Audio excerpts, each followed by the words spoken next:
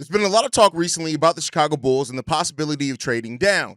And if Casey Johnson is to be believed, we may have the trade down target in gear for the Chicago Bulls in North Carolina's Drake Powell. We're going to talk a little bit about that. Plus, with the Minnesota Timberwolves looking to make a shift with their roster, could Rudy Gobert be on the market, and should the Chicago Bulls take a look? One writer thinks that the Chicago Bulls should. We'll take a look at that, plus more, right after this.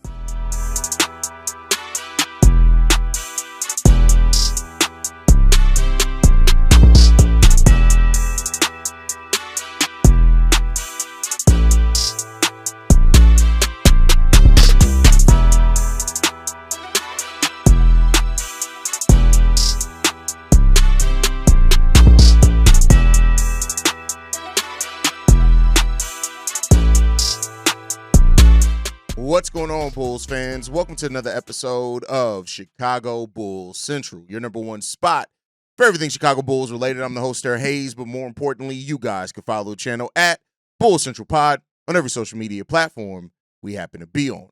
With that said, let's go ahead and get into this content for today, y'all. And so Casey Johnson's been talking a lot about the Chicago Bulls draft plans, right? And Casey Johnson is one of the most plugged in. And you know, for the most part, not to say that anybody bats 1,000, because no reporter does, right? But it does feel like sometimes when Casey Johnson talks, it is either by conversations with people actually inside the organization, or maybe things being leaked out to him to maybe even throw some teams off their scent, right?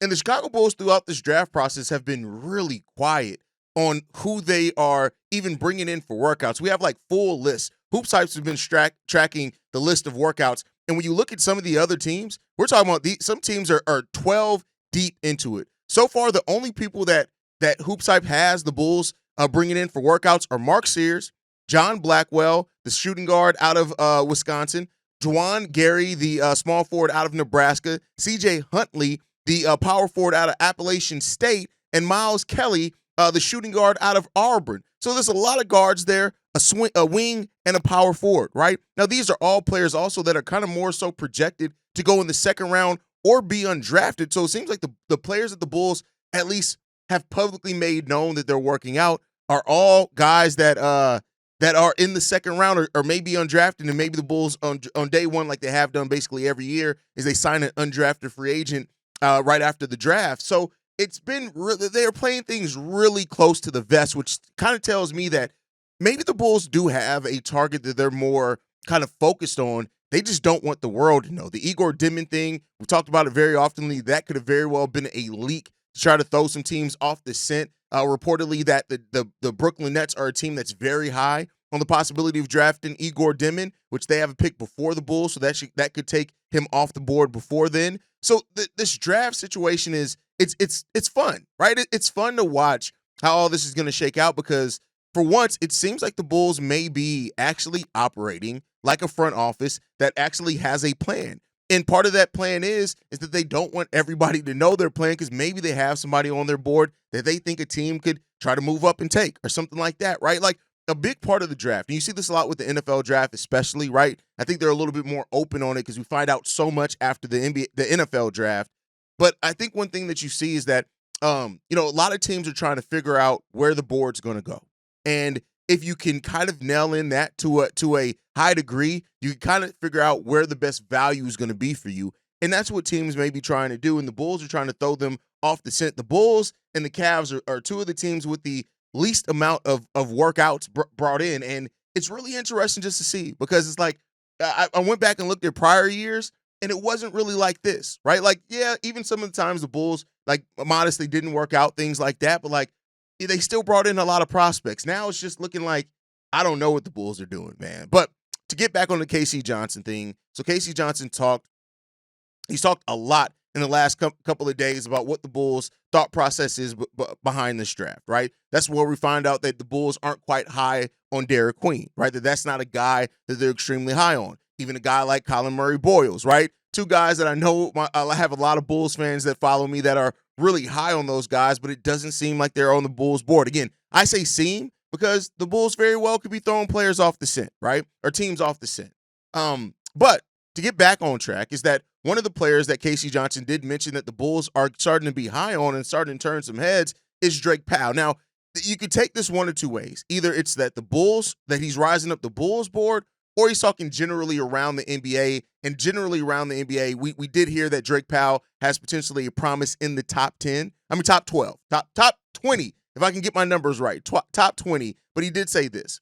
This is a guy who tested very well athletically at the combine and interviewed. Heard with multiple teams very well at the combine and was actually at the Advocate Center this week for his first workout. He might actually come back. Now he's been projected in some mocks in the second round. I'm not sure he can rise all the way up to 12, but I was told he was very, very impressive at the Advocate Center in workouts.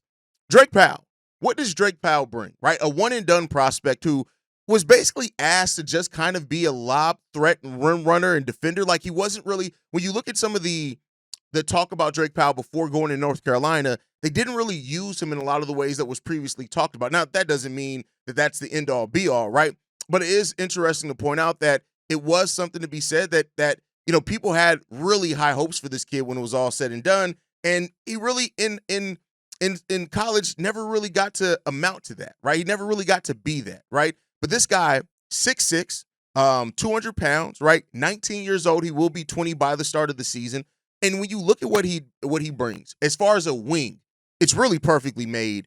He has a 7-foot wingspan, really good off-ball defense. He can catch and shoot. He has really good athleticism as well, right? And there's a lot of curiosity around Drake Powell because he could be one of those picks that makes you look really, really smart as a GM, right? That you get him, nobody's really talking about him, and then he ends up turning into a star for you, right? He was used, like I said, basically just as a play finisher last year in North Carolina. But he is somebody that understands how to move in space. He understands how to move off ball. And that actually could help him a lot in the NBA if he gets back to kind of more what he was in college. And that's a guy that can be, more of a scorer for you at times, right? He can cut, right? When he's a very good cutter. He can shoot on the corners really well. He sets screens well, pick and pop. He can do those type of things. Now, the size, the speed, the athleticism, this guy can be a really big switchable defender. We've talked about that's important, right? Drake Powell has the potential, and I'm not saying that this is going to be 100%, but he has the potential to be one of the perfect type of wings that you look at to put in between Coby, Giddey, and Matas, right? If Matas is going to be your 4, Drake Powell can be one of those guys because he doesn't need the ball. He doesn't have to be very ball dominant. He is a good catch and shoot player, so that coming off the ball can be really good. Really good, excellent switchable defender. He's probably going to be able to guard 1 through 4 at the league. Definitely 1 through 3, but maybe even 1 through 4, depending on how his strength measures out once he gets into the NBA. We've talked about him before. He's drawn comparisons to like Torian Prince, Mo Harkness, Terrence Mann are some of the comps for him, as well as Thabo Sefolosha, Herb Jones, right? And when you think about Herb Jones, he's kind of that perfect player. Again, that's the kind of the he's a complimentary player, right? And that's not to knock Herb Jones at all, right? I want to be clear. No knock on Herb. But he's a player that really can fit into just about any system. And that's what I mean by complimentary. He can fit into just about any system, right? So the knocks on Drake Powell, right? Because we can't just talk about the good and make it seem like he's this can't-miss prospect, is that he can be inconsistent as a scorer. But like I said, he wasn't asked to do a lot of scoring in North Carolina, so it's easy to kind of be inconsistent when you're not asked to do a lot, but there are going to be those concerns there, especially from Bulls fans who have seen too many players come in here with potential to be something that they never quite hit on, right? And there is some questions about the way that he asserts himself. I'm not saying P. Will level of passiveness at all. I'm not saying that. For all I know, the lack of asserting himself just comes down to him doing what the team and the coaching staff asked of him and him wanting to be a good teammate, right? He could, and he's shown signs of more aggressiveness. So I know as soon as you say somebody like isn't necessarily as assertive, the first thing people are going to go to, oh my God, so he's another P. Will? Not saying that at all. Not saying that, right? But I do think that like you even look at some of his AAU ball, there were times of him being passive a little bit there, but he has had games where he's been ball dominant. He's played with a lot of players that were ball dominant guards as well, which could actually bode well for him coming into this team with 2 ball dominant guards in Coby White and Josh Giddey as well, right? So you always have to ask yourself how much, when you're not seeing from a player, how much of that was because that's not what was asked of them, and how much of it is inability, right? And where you fall in that spectrum, that's going to tell you, inform how you kind of feel about it, right? So there you go down to it. His free throw percentage is also pretty concerning. I think about a 64% free throw percentage. You gotta look at that a little bit, right? And that has to be something that has to bring some type of trepidation for you. But overall, I really do like him. Now the question is this a trade down partner for the Bulls? Because we have heard that the Bulls are open to trading down. Now, here's the thing. Drake Powell was initially projected to be a second-round pick. Now, he has moved into the first round of some mocks, right? Not all mocks, but some mocks. Some mocks, like No Ceiling still has him, I believe, at 34th. I believe No Ceilings has ESPN still has him going in the second round as well. So it really depends on which mock you're looking at, which is your favorite. But overall, he's looked to be at a late first round, early second round pick as it stands right now, right? Now, we all know that players can go higher depending on how people view them and things like that. So there is a chance that Drake Powell is taken earlier, right? But to me, this either feels like a trade down scenario or a trade back into the first round.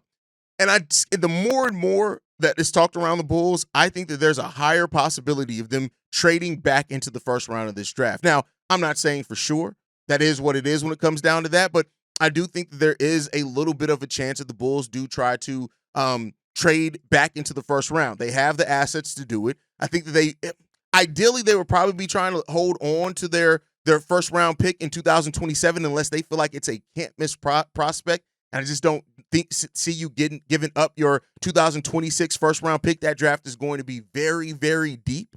So I don't necessarily see that happening. But if the Bulls try to trade back into this first round, whether it's using Vooch, whether it's using, I hate to say it, IO, right? It could be that like they can't sign and trade Trey Jones to get back into this draft. You can't do that during the draft. So that would have to happen after the draft. But maybe this is somebody that the Bulls are looking at and saying if he gets past a certain point in the first round, that we'd be willing to try to trade back in and get him, right? So that's something to look out for. Again, let me know what you guys think on Drake Powell. Overall, the Chicago Bulls, like this whole draft scenario, like coming into this situation, I felt like if Derek Queen fell, the Bulls would definitely take him at 12.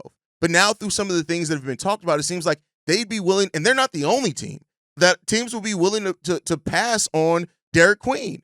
So, like, now what are we doing? Like, right, that, even though I'm not high on Colin Murray-Boyles, I don't think you want to draft him at number 12. Like, some mocks are starting to have him go in the second round. What's going on with that? So there's going to be a lot of fluidity leading to the next 25 days until the draft happens. That's crazy. We are 25 days away from the draft. It's going to go by like this, right? And hopefully we start getting more details on who the Bulls worked out and things like that. But like the NBA Finals is going to be really fun, right? The Knicks pushed it to Game 6. Let's see if they can do it again. But overall, let me know what you guys think on Drake Powell as a prospect. What do you think about the Bulls potentially trading down in this draft or trading back in? Which do you think is the most likely? I want to hear from you down on that down below. But I do want to also get into some trade chatter. This one comes from Clutch Points. Bailey Bassett is the writer over there, and she talks about her. I don't know if it's a man or woman, to be honest with you. But they talk about it's a man. There you go. Had to check on that one.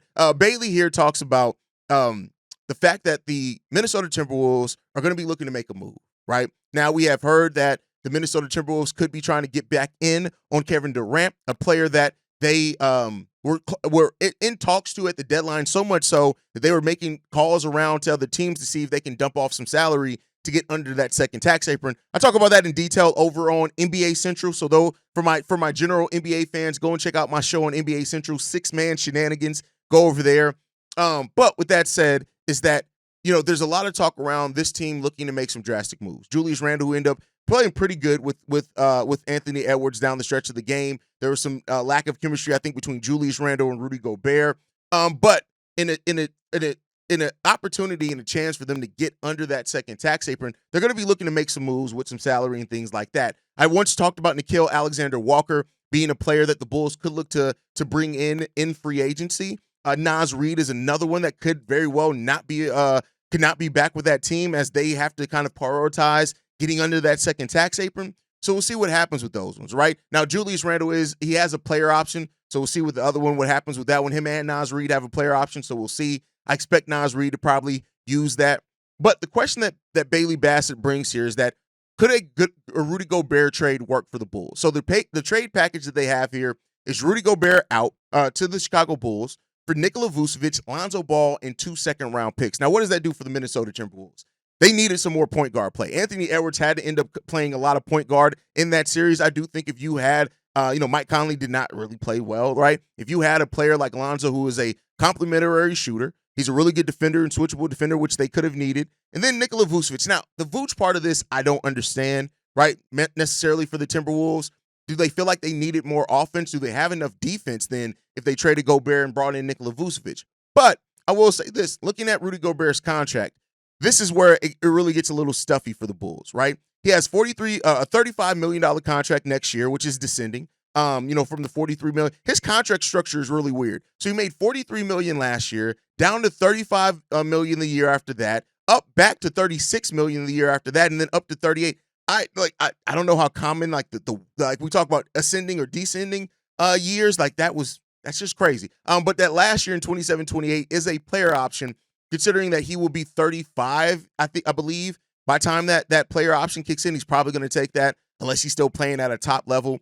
But what does Rudy Gobert bring? When you look at the chance of Gobert being a lob threat, a defender, and a rim protector. Now, there are some people that look at Rudy Gobert's Defensive Player of the Year awards, and some people don't believe that he should have won that with how he played, but he's a double-double threat every single game. He averaged 12 points, 10 rebounds on 66% shooting last year. The problem is like the free throw shooting, of course, as we know with most bigs, but he did shoot the ball 67% from three. Blocks, he averages 2.1 blocks per game. He actually had a down year for blocks when only 1.4. One of the only 3 years of his career, he didn't average at least 2 blocks per game, right? So chances are he's going to go back up to the 2 blocks per game. Is Rudy Gobert enough of the patroller on the defensive side of the ball that the Bulls need to get themselves in a situation where that they feel like they have enough interior defense to overcome for some of their lack of perimeter defense?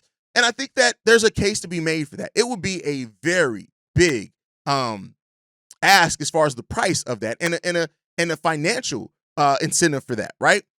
Is that enough?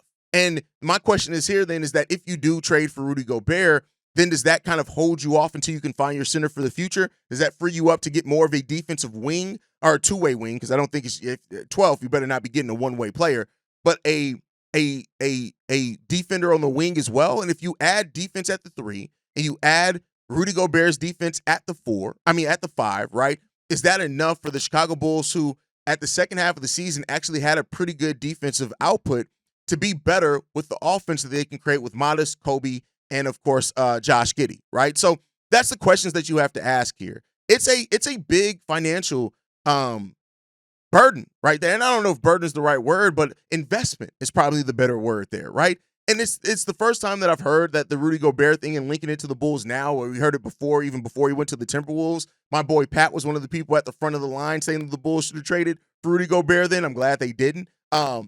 So it's just something to look at, man.